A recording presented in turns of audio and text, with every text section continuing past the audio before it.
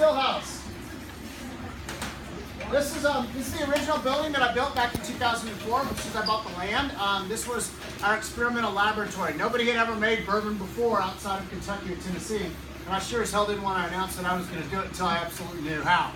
So I was still working a day job in Austin. I was managing a nonprofit group in Austin, and then I would come out here on nights and weekends and piddle around trying to figure it all out.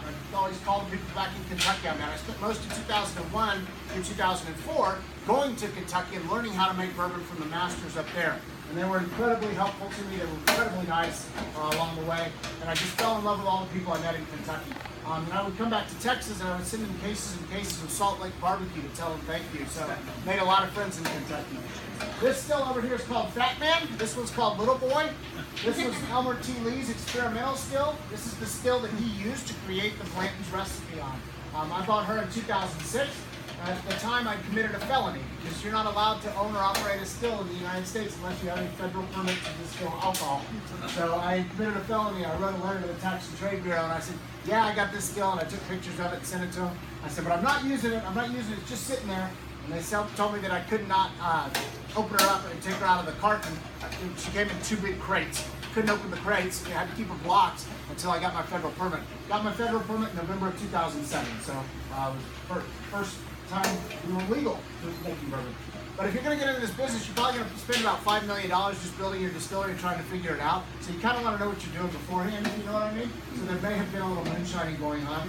I cannot speak to that, but it might have happened. So the mechanics how this works, that beer that Sam makes over in the kitchen comes in here through the stainless steel pipe, and we can valve it off and send it over here to Fat Man, or send it to Little Boy. And what you're looking at here is a hydrometer. The hydrometer tells us what the proof of the alcohol is. You're going to see Sam or Jack walk through here periodically and taste it and touch it and rub it against their cheeks and rub it against their nose, because texture is an important part of this process. We're not just trying to make alcohol, we're trying to make alcohol that has a rich, oily, heavy finish. That's the signature of Garrison Brothers bourbon, is the finish. When you drink it, you should swallow it. And when you swallow it, you should still be able to taste it like 10 minutes later. You should still, when you breathe, you should get this caramel butterscotch bomb. It's almost like a thick layer of velvety brown sugar covering your chest when you drink Garrison. If we've done that, we've done our jobs well. That's called the finish, and that's the most important thing about bourbon whiskey.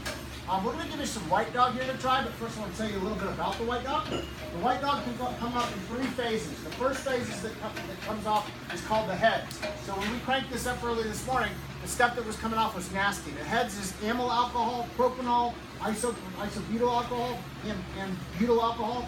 And those are all the bad stuff. Those are the stuff that causes headaches, and hangovers, and dryness. And you feel bad. Has anybody ever had a date with a bottle of Jim Beam? It didn't feel so good the next morning, did you? You won't have that same situation with Garrison Brothers, because we are able to remove the heads during the process. And we're able to do that because we use pot stills instead of column stills. All big bourbon distilleries today use continuous stills, which are giant, 40-foot tall, 64-inch wide, copper-breathing dragons. You have to feed them mash throughout the year. 365 days a year, you're feeding them mash, and they make alcohol. But there's no way to separate out the bad stuff. The heads is always going to be in that mixture. With the pot still, you can separate it out. So the first 5 gallons or so is going to be the heads in the morning, and we send that out to a tank outside. It just evaporates into thin air every single day. We've thought about trying to sell it to chemical companies for fingernail polish remover, but it's just not worth the energy, the transport of the 5 gallons a day. So the second part of the run is the heart of the run. That's the good stuff. That's the yummy, fruity tasting ethanol. Yes, the same stuff that you put in your gas tank. Y'all heard of Tito Beverage? Yeah. Tito's a good friend of ours. He comes up here periodically, and he's got a ranch out here near us, and super nice guy. But Tito figured it out. He used to give habanero flavored vodka away to his friends at Christmas time, and everybody really liked it. And then he went to fill up his gas tank one day at the pump, and he looked over at his little sign that says may contain up to 10% ethanol. And Tito went, oh, that's the same stuff I've been making. He's a chemistry guy. It's the same stuff I've been making and giving away to my friends. So he picks up the phone and he calls Chevron or Archer Daniels Midland or Phillips Petroleum. He says, how much will you sell me a bottle of that ethanol for? And they said, $1.79 a gallon. He said, okay, well that's going to be 192 proof. If I cut it with water down to 80 proof, I'm going to have 7 gallons of that stuff. And all I have to do is then add a little water and put it in a bottle, and then I can sell it to you guys for $24 a bottle. Tito figured this shit out. Tito's worth $2.8 billion today. Wow. And his sales in Texas were up 32% last year. That's a cool story. He figured it out. So the second part of the run is the good stuff. That's the heart of the run. We're going to get about 70 gallons off of each still every single day of the heart of the run. The last part of the run is called the tails. Toward the end of the day today, around 5 o'clock, this is going to start getting really cloudy. And the reason is all of that corn, wheat, and barley is still in there. And when you cook at home, if you fry something, you might use corn oil, right? So the corn oil is still in that mixture, and that starts, once we've extracted all the alcohol out, the oil starts coming up. So that's called the fusel oils, and that comes off at the end of the run. That's called the tails. We also separate the tails out, pump them out to the same evaporation tank, and they just disappear every single day. That's the process. Y'all want to taste some White Dog? Yeah. All right. Thinking for an hour, I still don't have a drink, damn it. We're going to pass out some White Dog. A little word of warning, you are no longer on the wine trail, and this is not Grandma's Chardonnay. Do not sniff it. You're going to hurt your nose. You're going to fry your sinuses. The proper way to nose a distilled spirit is you put your nose into the glass like this, that you inhale through your mouth. Keep your sinuses up and inhale through your mouth. That way you won't burn yourself when you inhale. Second thing I want to warn you about is this is not a Jello shot. Nobody here looks like John Wayne. Don't toss it back. It's 140 proof. Wow. 140 proof, okay? You're just going to burn your throat if you do that. Chew on it for 6 or 7 seconds and then swallow. That's going to cause your glands to start producing saliva. The saliva helps cut the proof down, but it also has enzymes in it that goes to work on anything you taste or drink, and it makes it taste sweeter. That's what enzymes are all about. So chew on it for a few seconds before you swallow it. Now I'm going to talk about wood. The next phase in the process is where the magic happens. This White Dog is going to be cut down to below 125 proof by adding rainwater to it. And then we're going to pump it into that tank in there, and we're going to start filling barrels. We're going to roll barrels up underneath that tank, and we've got a little gasoline thing, and we just stick it in the barrel, and we fill these barrels up. We don't fill them up to 100%, because when we fill them up to 100%, when the bourbon gets hot, it's going to crack the barrel. It's going to explode. It's going to expand, right?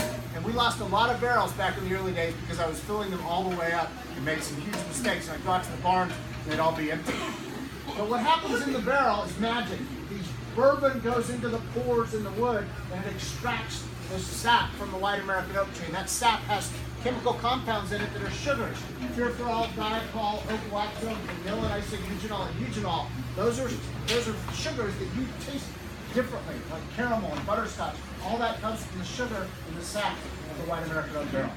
Our barrels age a minimum of 3 years. Then we move into our finishing barn, where you're going to go here in a little while, and we taste every single barrel that may have reached its 3-year-old birthday to decide if it's ready.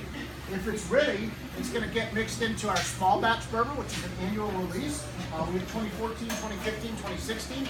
Each of those is an individual small batch, and they all taste different. If it's very unusual, if we're getting flavors that you normally don't associate with bourbon, like a brown sugar, well, like cinnamon or nutmeg or licorice or figs, we'll separate those out for our single barrel program. One of these barrels over here is destined to the Yale Club in New York City, which is kind of fun. They came out here, they picked a barrel, they got to taste a whole bunch of barrels, and then they picked one they liked, and we're going to ship it to their favorite liquor store, and then they're going to buy it from their liquor store in New York City. That's called our single barrel program. The single barrel always has the silver wax on it.